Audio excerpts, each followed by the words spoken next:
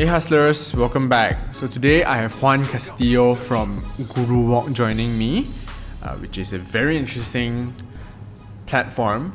So Juan is the founder and CEO and is the world's leading platform for tip-based tours. So coming from Spain and having lived in Berlin and the US for a few years, Juan was always very interested in the opportunities in the travel sector, right?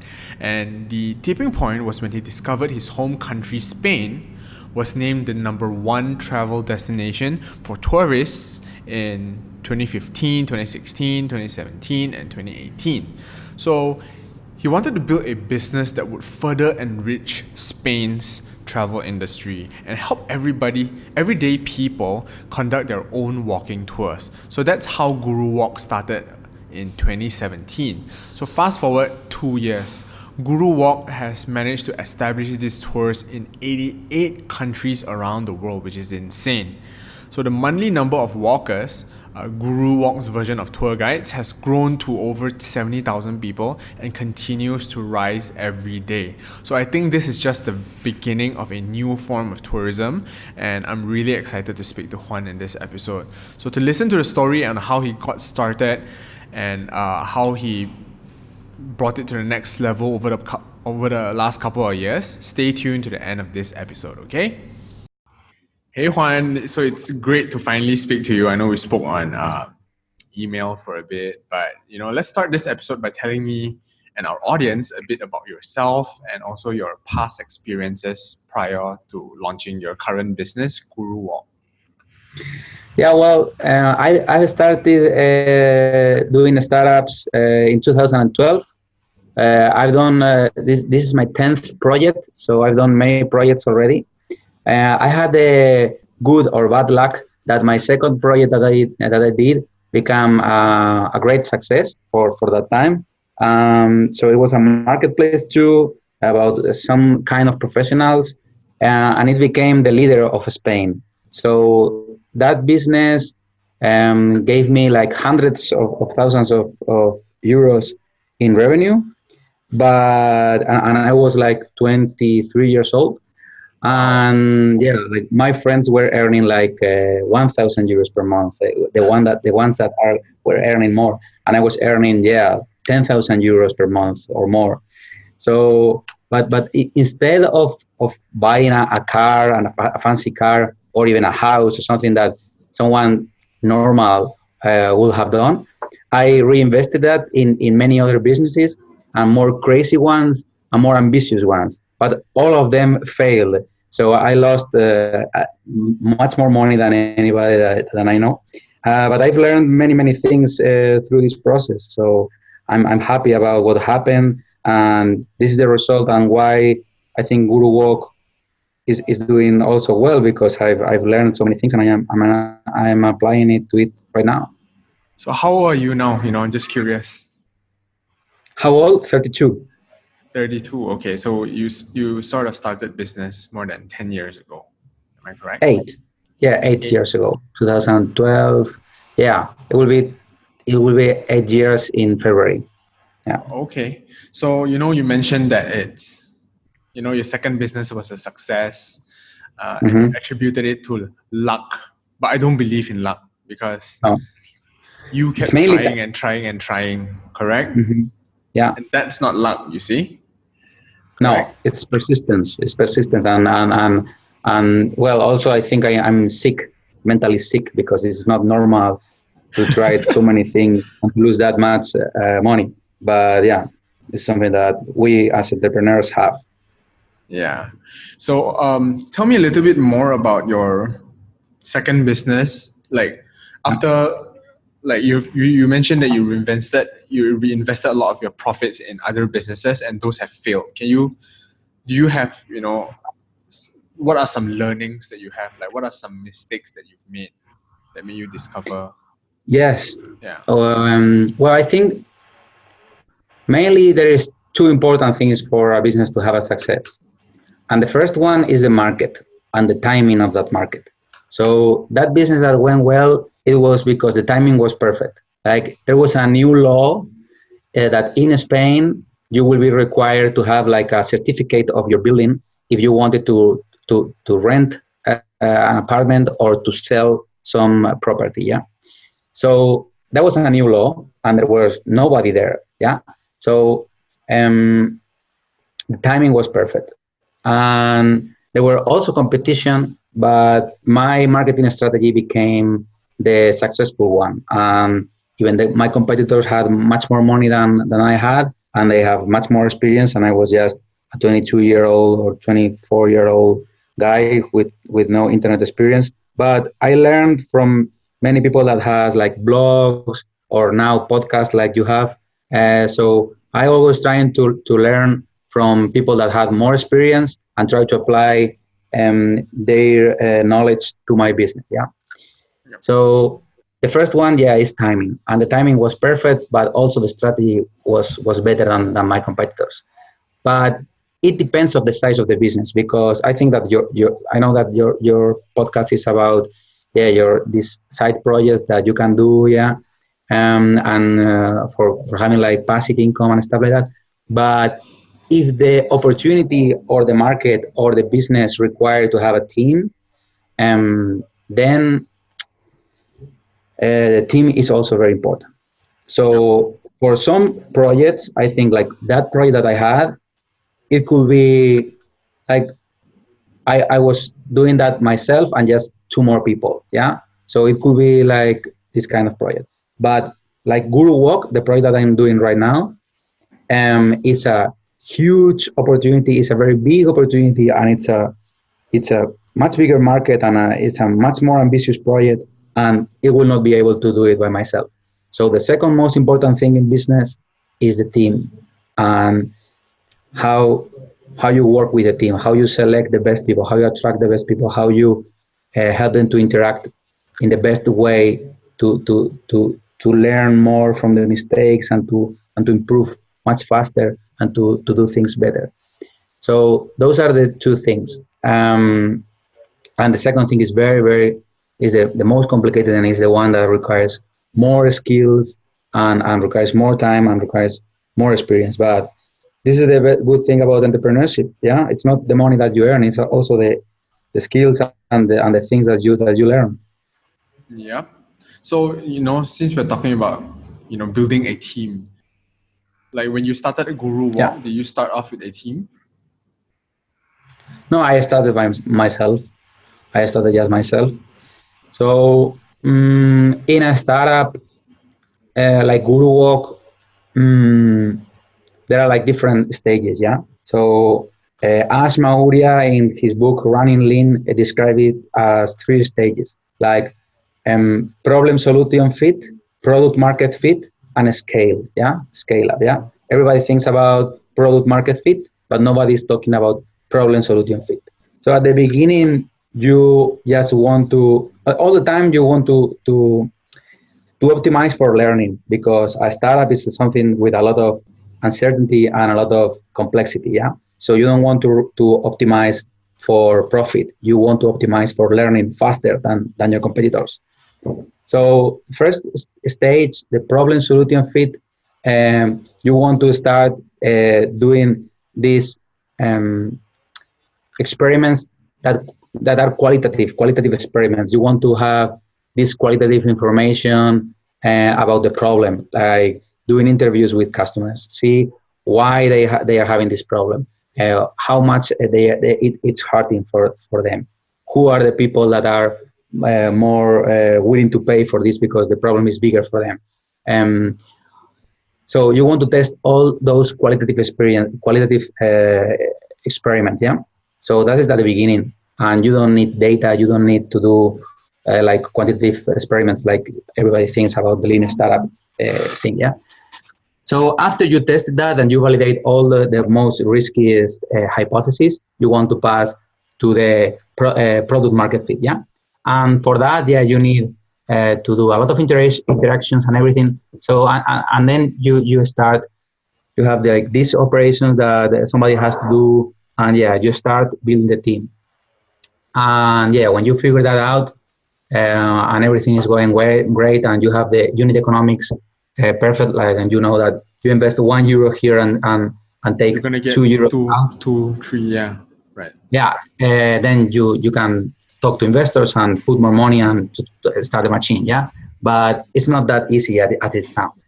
So building a team, and if you want the scale up and the third stage to be successful and not to be a failure, you have to build a team that is very solid, that has the very solid foundations.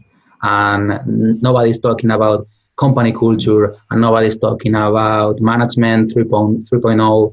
Nobody's talking about, well, just the tech guys are talking about agile. And this is something that really pissed me off, because all entrepreneurs are talking about how to raise money. And that's not the most difficult thing. The most difficult thing is to build a solid team and to build a great culture. Yeah. And I think that that's the difficult thing, and that's the important thing for the long term. Right. So how big is your team now? 15 people. 15 people. So what does your team look like? The culture, as well as the hierarchies, the roles, and everything. Yeah. Well, about the culture, I think that the culture has to be strong. So let me wait. Culture and hierarchy. So why do you need a company culture? People have different values, yeah, and many times you have to take decisions, and many decisions are not just right. They are right for some people and they are not right for some other people. Yeah, so it's just a matter of how you see the world. Yeah, because you have some values. Internal belief systems and all that. Exactly. Yeah. So why do you want a diverse team with diversity in skills, in way of thinking, in backgrounds, but you want to be the same in values, because this will make the team to understand better with each other, and to work better, and to feel more connected. Yeah. So I'm not explaining that well, but yeah, it's very, very important. So our company values are effort, continuous improvement, and the wish to make others feel good. Yeah. So those are the three most important values, and this is something that we test a lot when we are hiring somebody. Yeah. So this is about the culture and about hierarchy. I think it's important to understand that the management 3.0 doesn't have like a hierarchy, like a pyramid hierarchy, like it's usually in most companies. Yeah. So when you want to optimize for learning, you want the interactions of the team to be different, because it's an intellectual work. So you cannot force somebody to think stronger or faster or more deep or deeper. Yeah. So you cannot force anybody to do that. So you want them to think faster and to think more and to think deeper. So you cannot obligate somebody to do that. You have to provoke that person wants to do their best in their job. Yeah. So you want to optimize for motivation and engagement of the people of the team. Yeah. So how do you do that? Like if you do a regular hierarchy in a pyramid, this is just okay. You have to do that. You have to do that. Okay, I'll do that. Yeah. And you have bosses, and yeah, you have like managers in the old way, and this is against autonomy of the people, and it's against motivation. Like if you hire somebody that is very talented, and you tell him or her what to do, that person will not be motivated. Yeah. So and also people want to feel that they have their voice is heard when there is something important, some decision important to take for the company, and you ask people their opinion, and you leave the people with some responsibility that they have the last word in that area and everything. They really feel that the company is they own the company. Yeah, they own the company too. So you want to optimize for that, because in that way people feel much more motivated and much more engaged, and they think much deeper, much stronger, and at the end, the result of that person is 10x the 10x the performance that we'll have if you have a hierarchy. Yeah. So, and how do you think about managers? Yeah, because people always think managers are people that know more about something and train other people and everything. And in management 3.0, you think about managers as people that take stones out of the road for other people. Yeah, like they help other people to achieve their top performing, the top performance. Yeah. So it's a different way of thinking, because at the end, the person that is taking the last decision is the person that is doing the job, and the manager is somebody that is helping to that person to perform better. Yeah. So it's a different mindset, and I think it's very, very important to think in that way in a startup. Right. So for within GuruWalk on a day-to-day, how do you implement these practices? Wow, that's a very just some complicated. examples. That's a very complicated question, but for instance, I prefer somebody to do a mistake than, but if they take the decision, than to do the things right. Because if they do a mistake, it's an opportunity for them to learn. Yeah, and it's also that they feel ownership of the project. Yeah. So this is an example. So you don't want, when you have idea and you know that that person is the responsible of that mission, so that person will be doing that idea if we finally do it. You don't want to tell that person, hey, I think this is a good idea, why don't you do that? You want to tell that person in a different tone, like, hey, I realized this, do you think this is a good idea? Okay, so you want to do it, just to do it. Yeah. So it's just, you always want to have this tone of giving a suggestion. Yeah, it's just an advice, but at the end, you always want to know, and you always want to make that person feel that the last decision is theirs. Yeah. So this is an example. Right. So as a founder and a CEO yourself, say, do you happen to have, that like some things that you want to happen, and your team wants to do it in a different way, for example? Do you ever encounter situations like that? Yeah, well, good question. Like, it's important to define which are the responsibilities of each person. Yeah. So you have to know, like, in every decision, who is the owner of that mission related. Yeah. So the owner of that mission will have the last word. So I have some responsibilities and I have the last word in some things, and every member of the team has their own responsibilities and has the last word in that question. Yeah. But sometimes there is something that some people of the team want to do in one way, and some people of the team want to do it in a different way, because their OKRs are different. Yeah, of course, and doing that decision will be better for these people and will be worse for that people. Yeah, so those are moments of conflict, and you always want to take those moments with a lot of in Spain we say left hand. Yeah, with a lot of care. Yeah, because it's an important situation, and you want to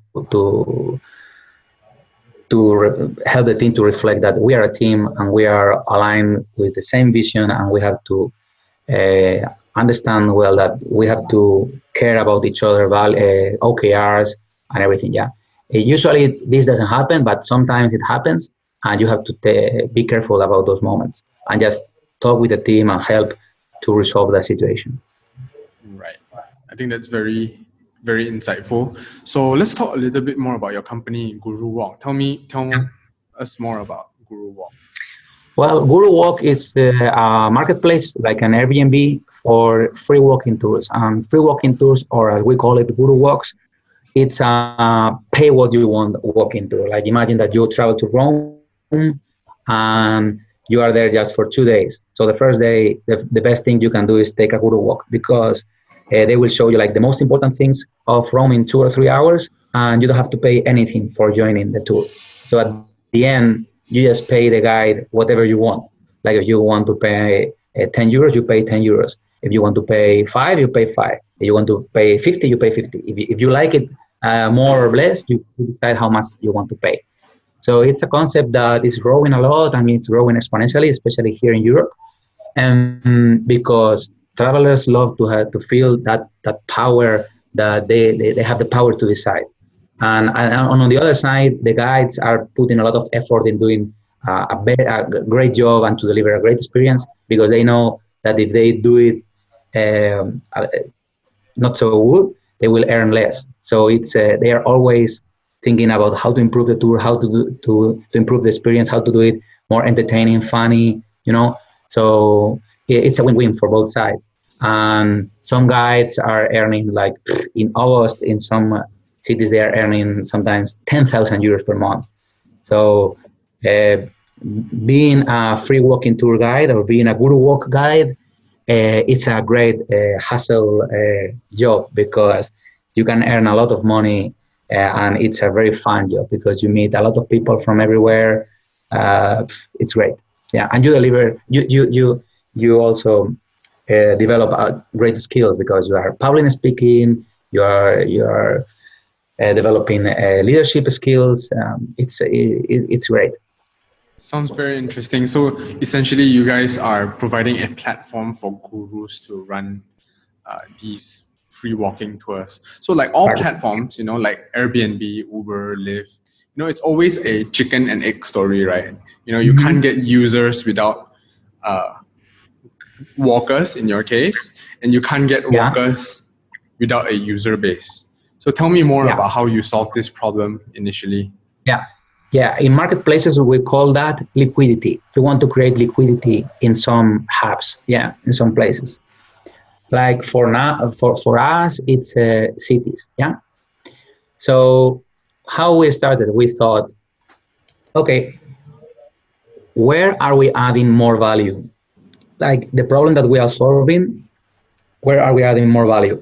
So for guides, it will be the places where people need money for living. Like they have big problems for that. So you can find like we started with Cuba, yeah, because we thought like, okay, in Cuba people is not earning that much money, and there is also nobody offering this kind of tours.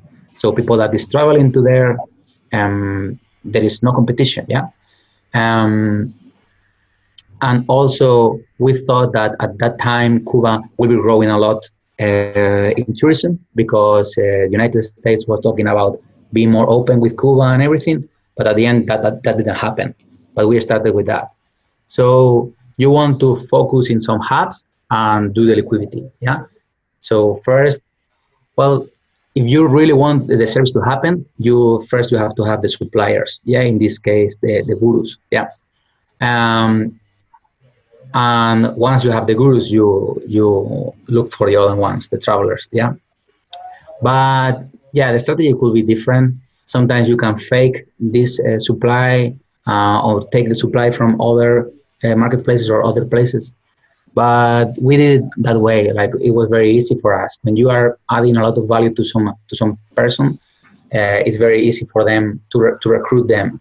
So we just placed an ad in Craigslist in Miami. Craigslist Miami.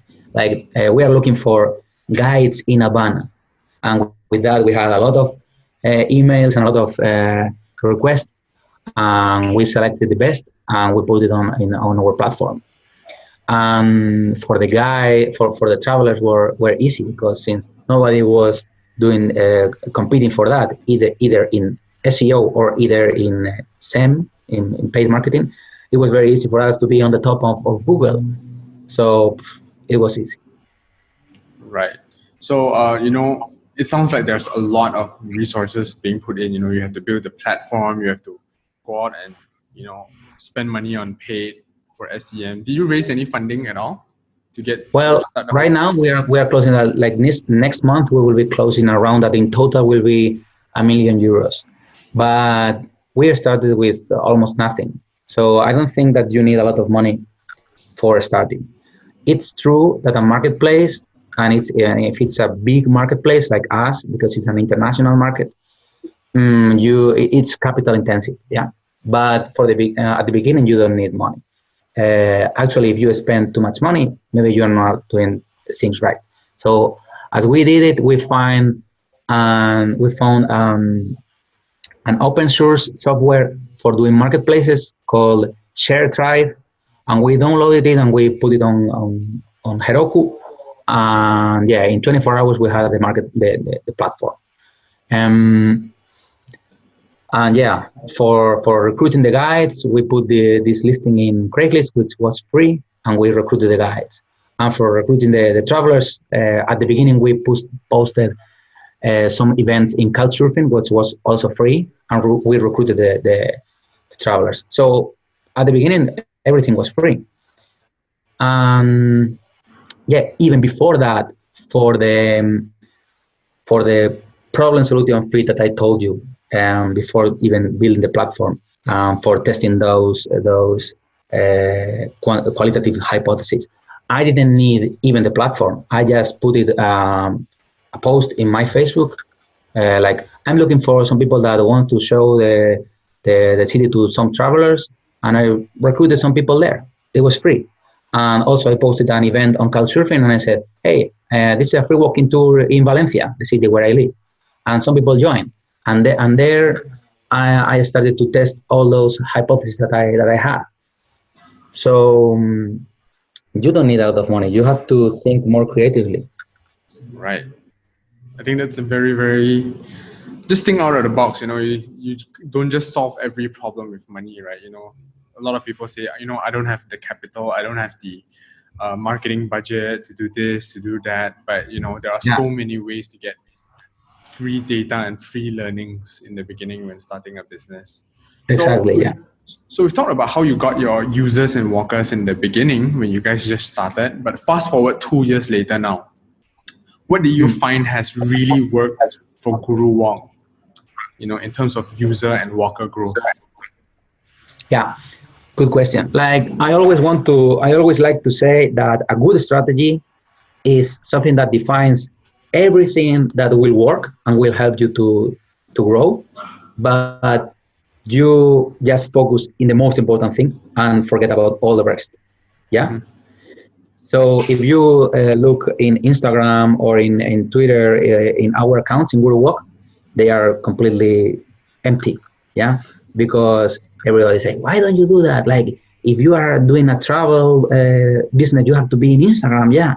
Well, because our strategy is mainly SEO, and we focus all our efforts and resources in SEO, and it's what's working better for us. Yeah, so this is the most important thing. So I understand we will be the biggest channel of acquisition of your customers. This doesn't have to be SEO. It could be Instagram for your business, and focus in that. Like a good strategy is defining everything that will work and forget about everything and just take the most important thing. Yeah. So when you focus on something, you really take advantage of your resources. Yeah. And this is, I think, the proper way of thinking. So in our case, it's SEO.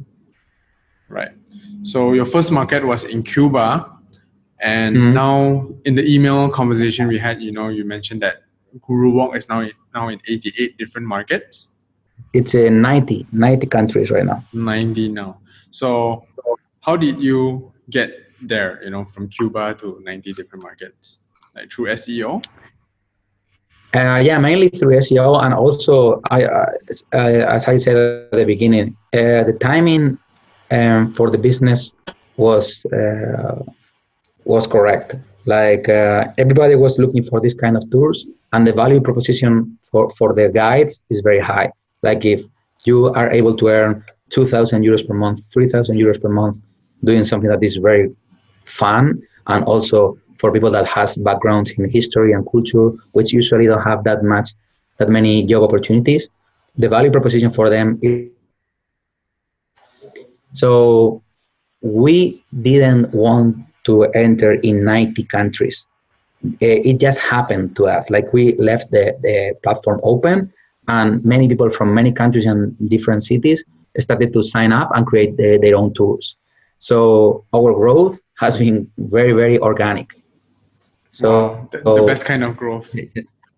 yeah. So it's just the thing about the timing. Yeah. Yeah. So good timing helps you grow a lot. And if you let things to grow organically and freely, it happens. Right. So how do you guys monetize? Because do you guys charge like the walkers like for putting up a listing, or how do Yeah. you guys make money? Well, 95% of our workers or more don't pay us anything. For us, the monetization is not the important thing. We understand that the value of the marketplace is becoming the leader of the market. And since our market is international, we have to be the leaders internationally. So the most important thing for us is growth. But the investors want to see that this is working, like the clue that you can get some money from that. So we started monetizing the people that are earning more money with us, like people that is doing this professionally. And we started just in January this year with a few gurus, and now we have just 110 gurus paying us, but we have 2,000 gurus in our platform. So imagine. Right. So they'll just get featured listings or something. People who pay GuruWalk. Yeah, the ones that pay, they are featured in our in the page of that city, and they receive more leads. Right. So they pay us a fixed commission of €2 per person, and they are earning usually €8 per person in big groups and €10 per person in the smaller groups.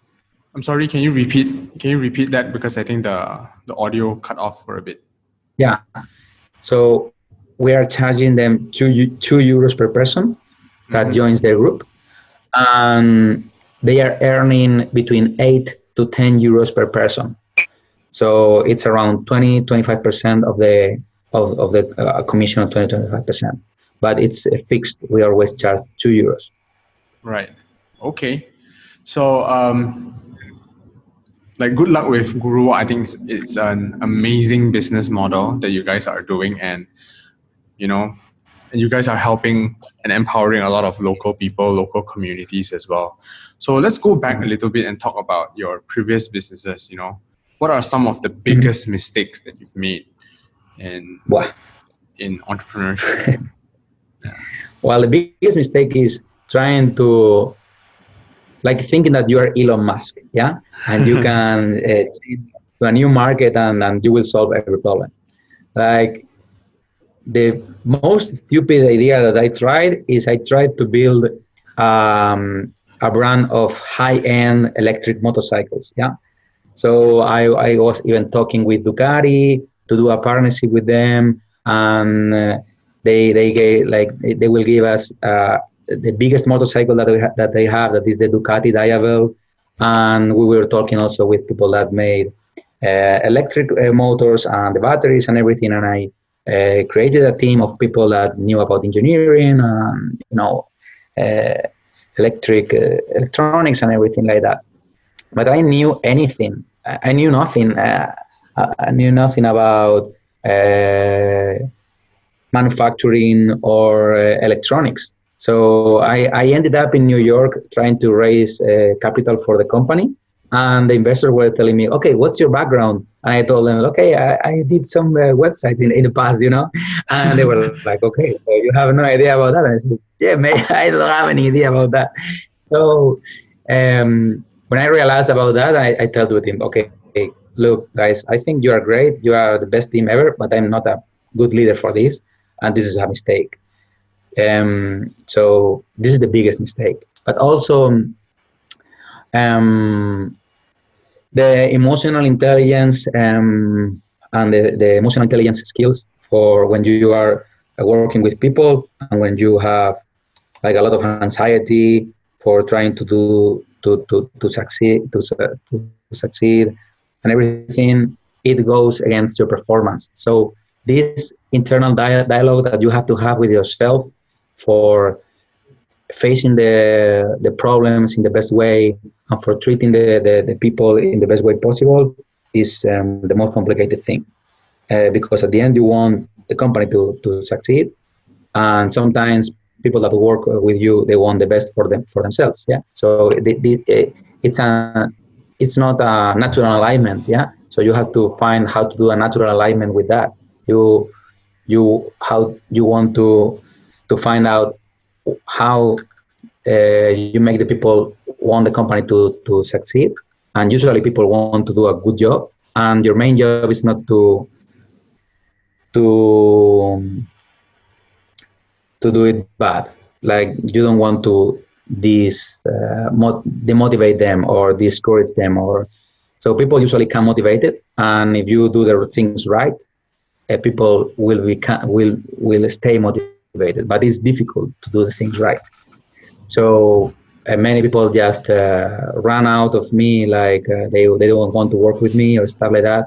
So developing those skills, it's hard. I don't think I'm good at that yet, but I'm still learning and still trying to develop the leadership skills better. Which was the conversation we had earlier on in this interview, like having the culture and also the way to learning how to motivate people and stuff like that. If the company is a success, it's not your merit. It's because of the team. If the company is a success, it's because the team do a great job. What if the company fails? If the company fails, like facing that uncertainty, it's hard, but it helped me a lot reading the Stoics, because the Stoics will always focus in what's in your area of control. Yeah. So you always focus in that, and you don't focus and you don't care about things that happen. So you never think, you start not looking at targets or objectives. You are always focusing in doing the best thing now and doing your best and having this, like, forgetting about the goals and just focusing on doing the things better. And if a great success arrives, it's great. But if the company fails, you don't have to feel bad about that, because if you feel that you have done everything that you could, you have to be proud of that. That's all. Right. I think that's very, very powerful, especially the part about stoicism. I think it's a very good practice for entrepreneurs to have, because entrepreneurs are always, very anxious about a lot of things outside of their control. But in reality, you can only control what you can control, correct? Okay, so one more thing, Juan. I checked out your LinkedIn profile and I saw that you're an architect by training. Yeah. Then you went on to take up programming and computer science, right? Yeah. How big of an impact did these fields have on your journey as an entrepreneur? Well, it made my journey longer because I failed much more and it was harder for me. But architecture helped me develop my brain in a creative way, because I was better with numbers and mathematics and stuff like that. So a very rational thinking person. But architecture let my eyes to open to see different ways of solving problems. Like when we were talking about creativity or doing things without money, this is like the skill that I developed thanks to my degree of architecture. But I'm not a part of that. I'm not applying anything else. But I think it's an advantage that I have against some of our competitors or some other people. But programming, yeah, it was hard for me because at the faculty I was like the worst one with computers. I don't even know how to install the antivirus. So I was like the worst in the class with computers. And now I know how to code. I work with Linux. So it's been a long journey. But yeah, it's just thinking, okay, if somebody can do that, I also can do that. Like if somebody has learned how to do that, it will take time for me to do it, but I will do it. So yeah, I would say that confidence in yourself it's important, because if you don't trust that you will be able to achieve something, you don't try it. And if you don't try it, of course, you will never achieve it. So yeah, that's the thing. Right. So, being a startup founder is a very, very stressful position, and as I can imagine. So, what do you do during your free time to distress? Mainly I work out, and for ensuring that I work out, I have a personal trainer, because I have the commitment with them to go to his classes, because it's just he and me. And I rest. I lay down. I sleep. I read. And I try to select a lot who I'm spending my time with. You want to spend the time with people that you really care, because being without people, having those strong relationships with your family, with your close friends, it's helps you recharge your body, and it's good. It's a good thing. So mainly work out, rest a lot, and focusing just in the best relationships, trying to strengthen those relationships. Right. So it sounds like you read a lot. What are some of the books that have defined the way you think and view the world? How do I see the world? Man Searching for Meaning, Viktor Frankl. Yeah, and many about entrepreneurs. Like, yeah, 0 to 1 is one of my favorites. Man with a Purpose. Sorry. So the first one was Man with a Purpose, right? By Viktor Frankl. Man Searching for Meaning from Viktor Man Frankl. searching for meaning. Okay. Yes. The second one? Yeah, 0 to 1 from Peter Thiel. 0 to 1. Peter Thiel. And right now, yeah, reading the Stoics, reading Seneca, Epictetus. It aligns with me a lot.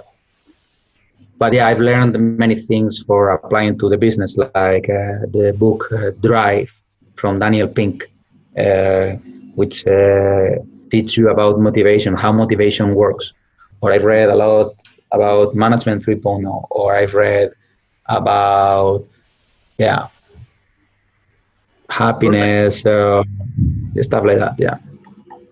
Okay. So last question for you. Like, I'm sure GuruWalk has a lot of exciting things planned out, moving into 2020. So what's next for GuruWalk in the next few years, other than raising that round? Growing team, that's our biggest challenge, and this is where most of the companies fail.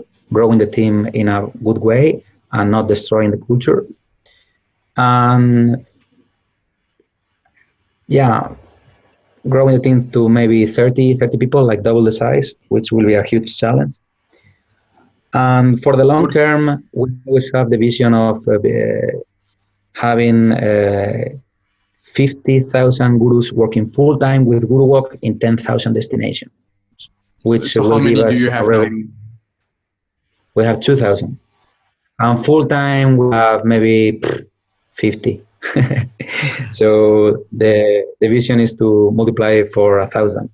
So yeah, 50,000 big challenges gurus. and big vision. Okay. Yeah. So Which cool. will give us, yeah. I'm sorry? Sorry. Go ahead. No, yeah, with 50,000 gurus, we'll get full time. Will give us a revenue of around 500 million euros per year.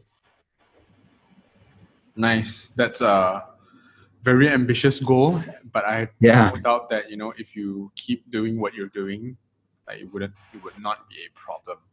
So before we end this episode, is there anything else that you'd like to add on to our audience if you're hiring, people or Yeah, if you have a work resident permit in Europe and you want to join the best team ever with a lot of excitement and a lot of opportunities, join GuruWalk.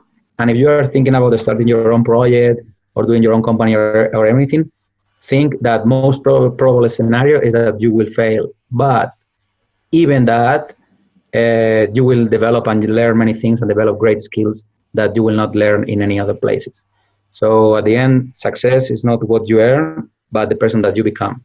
So if you are doubting about starting a project or not, do it because it's worth it. Right. Very, very inspiring. So very interesting episode, Juan. Thanks once again for doing this with me. So best of luck in GuruWalk, and I hope that, it continues to grow and hit your 50,000 gurus within the next 5 years, hopefully. So keep on hustling, man. Okay, thank you very much, Jeremy, for having me, and the best of luck also with your podcast and your projects. Thank you. Bye-bye. Bye. Hey guys, so that's the end of this episode. I want to know what you think about this episode. Go to hustler.com/feedback and let me know what you think, because I'm always trying to make this show better and I need your help in doing that, okay? And also, if you're looking for more podcast episodes like this, just scroll down on Spotify, iTunes, whatever platform you're on.